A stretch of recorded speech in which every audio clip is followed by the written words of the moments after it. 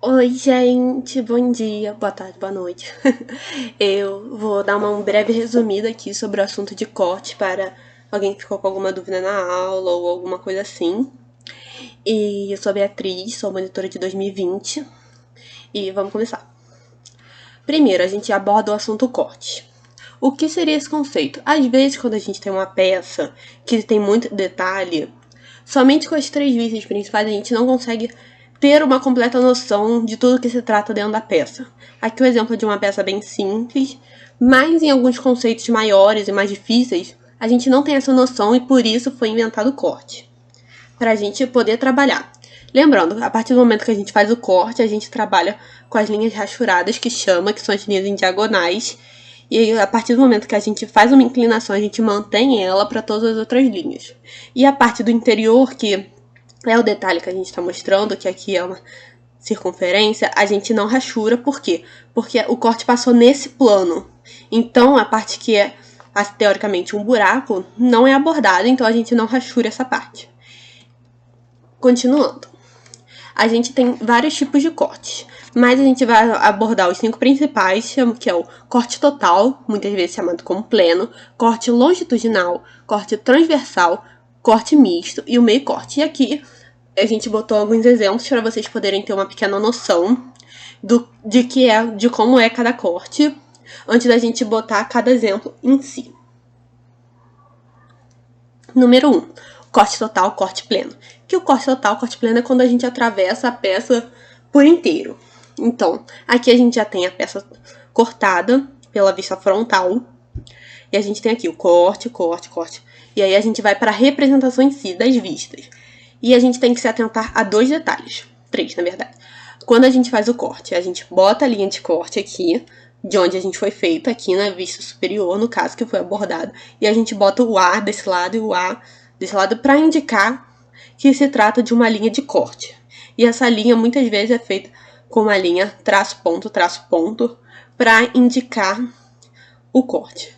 E quando a gente faz a vista onde tem o corte em si, que é onde a gente bota as rachuras é uma das coisas importantes que a gente não pode se esquecer nunca.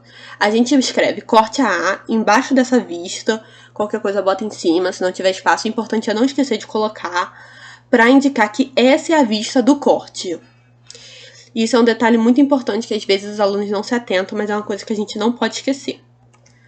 Corte número 2, corte longitudinal. O corte longitudinal, como o nome já diz, longe, então você já pensa em longo, que é da parte mais longa da peça. Então, já que essa peça, esses exemplos aqui, são peças que têm muitos detalhes, acabou que se transformou em um corte misto, como você pode ver. Aqui embaixo, que é mais fácil de ver. Tem assim, longo, aí depois tem uma muda de direção para quando a gente for desenhar o corte em si, a gente poder estar abordando cada detalhe que a peça tem. E a mesma coisa aqui, que é uma peça ainda mais detalhada. Por isso que é importante quando a gente fazer a vista superior e for mostrar a linha de corte, a gente fazer a linha de corte bem detalhada para pessoa que estiver vendo seu trabalho, seja onde for seu trabalho, seu desenho, tanto na faculdade ou quanto no mercado de trabalho, a pessoa poder ter uma completa noção de como foi abordado cada detalhe do desenho. O corte transversal pode-se dizer que é meio que o oposto do corte longitudinal. Porque se o corte longitudinal é a parte mais longa, o corte transversal a gente trata da parte que é menor da peça. Então aqui acabou sendo uma peça bem simples, que aqui o corte mostrou aqui na vista, e depois trabalhamos aqui com o corte, mostrando a parte rachurada só onde realmente passou o plano de corte. Você pode trabalhar como se fosse você pegasse alguma coisa maleável e aí você passa a faca. Como se você cortasse, sei lá, um macarrão ao meio. Você vai ver que vai cortar e tem uma parte que não vai ficar se o macarrão for aquele que tem o furinho. E é a mesma coisa que acontece com o plano de corte. Agora vamos para o exemplo número 4. Que é o corte misto, que eu já dei uma explicada para vocês quando eu abordei o corte longitudinal. Que é quando a gente tem tanto o corte longitudinal quanto o corte transversal juntos para mostrar e contribuir para o detalhamento da peça.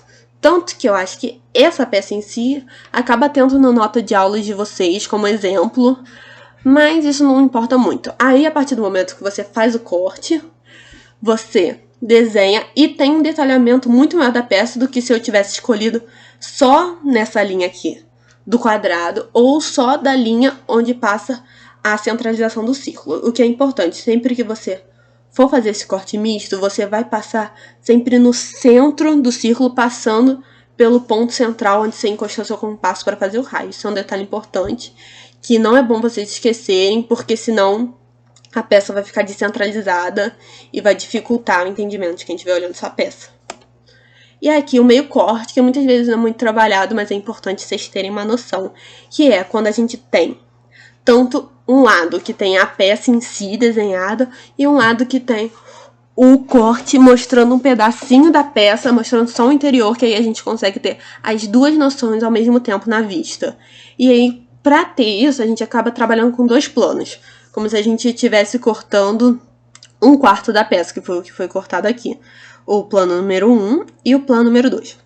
Então, a partir desse momento, a gente corta os dois planos e a gente tem a peça aqui, como ficou. Depois disso, a gente vai para a representação, onde só é representado com nervura esta parte daqui, mas a gente precisa desenhar os dois lados. Muitas vezes, quando vocês fazem o meio corte, vocês acham que eu só preciso desenhar esse ladinho da peça que está o meio corte. Não, a gente quer que vocês façam os dois lados, o lado com corte e o outro lado, que é o lado inteiro, que não sofreu nenhuma alteração. É necessário mostrar os dois lados para o corte ficar correto, senão ele fica incompleto nas atividades. Então é isso, gente. Espero que vocês tenham gostado da aula, tenha solucionado suas dúvidas. E se vocês ainda tiverem alguma dúvida sobrando, procurem os monitores no Discord ou em qualquer outro canais utilizados agora no momento. Procurem os professores na aula. Enfim, é isso.